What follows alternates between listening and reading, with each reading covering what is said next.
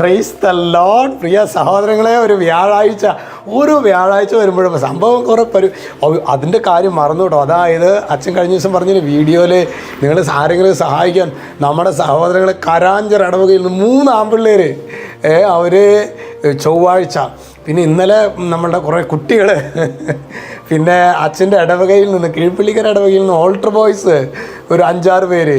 അപ്പോൾ ശരിക്കും ഞാൻ അത് പറഞ്ഞപ്പോൾ ഞാനിങ്ങനെ എത്ര പേര് വരുന്നു, പക്ഷേ ആ കുട്ടികൾക്ക് വരാൻ തോന്നിയില്ല സഹോദരങ്ങളെ. ശരിക്കും കുട്ടികൾക്ക് സ്നേഹമല്ല അത്. അപ്പോൾ നമ്മൾ പ്രത്യേകമായിട്ട് അങ്ങനെ കടന്നു വന്ന നമ്മുടെ കുട്ടികൾക്ക് വേണ്ടി സുവിശേഷത്തിന് വേണ്ടി പ്രിയ സഹോദരങ്ങളെ ഒരു കാര്യം, ഒരു കുഞ്ഞൊരു ഗ്ലാസ് വെള്ളം എടുത്ത് കൊടുത്താൽ മതി. ഡയറക്റ്റ് ഇവാഞ്ചലൈസേഷൻ അല്ലേ ദൈവം. ഈ കുട്ടികളൊക്കെ പ്രത്യേകിച്ച് കരാഞ്ചര ഇടവകയിലെയും അതുപോലെ അച്ഛൻ്റെ ഇടവകയിലെ ഓൾട്ടർ ബോയ്സിനെയും അതുപോലെ തന്നെ കുറച്ച് പെൺകുട്ടികളും ബുധനാഴ്ച അവർ വന്നിരുന്നു കേട്ടോ. അപ്പോൾ അവരൊക്കെ നിങ്ങൾ അവരെ പ്രത്യേകം പ്രാർത്ഥിക്കണം. അച്ഛൻ അവരെ കണ്ട് ശരിക്കും അവർക്ക് വേണ്ടി മനസ്സറിഞ്ഞ് പ്രാർത്ഥിച്ചിട്ടൊക്കെ ഉണ്ട്. അപ്പോൾ നിങ്ങളുടെ പ്രാർത്ഥനയിലും ഓർക്കണം. പിന്നെ ഇന്ന് തുടങ്ങി ഇന്നത്തെ നമ്മൾ രാവിലെ 9 മണി തുടങ്ങി, പിന്നെ ഇനി ഞായറാഴ്ച വൈകിട്ട് 3 മണി വരെ നമ്മുടെ മെഷീൻ ഇങ്ങനെ നിർത്താതെ ഇങ്ങനെ കറങ്ങിക്കൊണ്ടിരിക്കുകയാണ്. നമ്മുടെ പ്രാർത്ഥനയിൽ പ്രത്യേകമായിട്ട് ഓർത്തേക്കണം കേട്ടോ. അച്ഛനെയും അങ്ങനെ ശുശ്രൂഷകരെയും ഒക്കെ ഓർത്തേക്കണം. ഇന്ന് നമ്മൾ ധ്യാനിക്കുന്നത് ജോയേൽ പ്രവചനം 2:17. അവിടെ വചനം വെളിപ്പെടുന്നത് എങ്ങനെയാണ്? കർത്താവിൻ്റെ ശുശ്രൂഷകരായ പുരോഹിതന്മാർ പൂമുഖത്തിനും ബലിപീഠത്തിനും മധ്യേ നിന്ന് കരഞ്ഞുകൊണ്ട് പ്രാർത്ഥിക്കട്ടെ. അതായത് ഒരു പുരോഹിതൻ്റെ അടിസ്ഥാന ദൗത്യത്തെക്കുറിച്ചാണ് പറയുന്നത്. പൂമുഖത്തിനും ബലിപീഠത്തിനും മധ്യേ നിന്ന് കരഞ്ഞുകൊണ്ട് പ്രാർത്ഥിക്കട്ടെ. കർത്താവേ, അങ്ങയുടെ ജനത്തെ ശിക്ഷിക്കരുതേ, അങ്ങയുടെ ജനത്തെ ശിക്ഷിക്കരുതേ.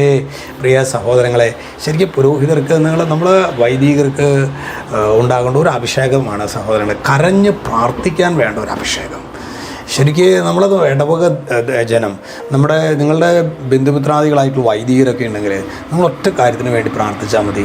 എൻ്റെ കർത്താവേ, ഞാൻ ഒരു പക്ഷേ അവർക്ക് വലിയ ആത്മീയ ഗിഫ്റ്റുകൾ ഉപയോഗിക്കാൻ പറ്റിയില്ലെങ്കിൽ പോലും പ്രിയ സഹോദരൻ കണ്ണീരോടെ പ്രാർത്ഥിക്കാൻ, ദൈവസന്നിധിയിൽ കരഞ്ഞ് പ്രാർത്ഥിക്കാൻ. ഒരു പുരോഹിതൻ്റെ കണ്ണീരോടെയുള്ള പ്രാർത്ഥനയേക്കാൾ വലുതായിട്ട് ഒരു അഭിഷേകമില്ല സഹോദരങ്ങളെ. ആ പുരോഹിതൻ കരഞ്ഞൊരു കാര്യത്തിന് വേണ്ടി പ്രാർത്ഥിച്ചാൽ സ്വർഗത്തിന് അത് കേൾക്കാതിരിക്കാൻ പറ്റുകയില്ല. അതാണ് പുരോഹിതൻ്റെ പവർ എന്നുള്ളത്. അപ്പോൾ അതുകൊണ്ട് ശരിക്കും ഈ വചനം, കർത്താവെ ഞങ്ങളുടെ പുരോഹിതർക്ക് നിങ്ങൾ പ്രാർത്ഥിക്കണം. കർത്താവെ, കരഞ്ഞ് പ്രാർത്ഥിക്കാൻ വേണ്ട ഒരു അഭിഷേകം ഞങ്ങളുടെ വികാരിച്ചന് വേണം.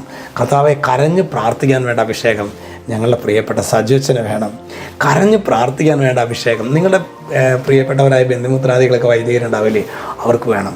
അതിന് മാത്രം വേണ്ടി പ്രാർത്ഥിച്ചാൽ മതി. അപ്പോൾ ഈ ഒരു അഭിഷേകത്തിന് വേണ്ടി, ഏതൊരു അഭിഷേകത്തിന് വേണ്ടി വൈദികർ കണ്ണുനീരോടെ ദൈവസന്നിധിയിൽ പ്രാർത്ഥിക്കുന്ന ഒരു അഭിഷേകം, അതിനുവേണ്ടി നമുക്ക് പ്രാർത്ഥിക്കാം. ഈശോ നമ്മെല്ലാവരെയും സമൃദ്ധമായിട്ട് അനുഗ്രഹിക്കട്ടെ.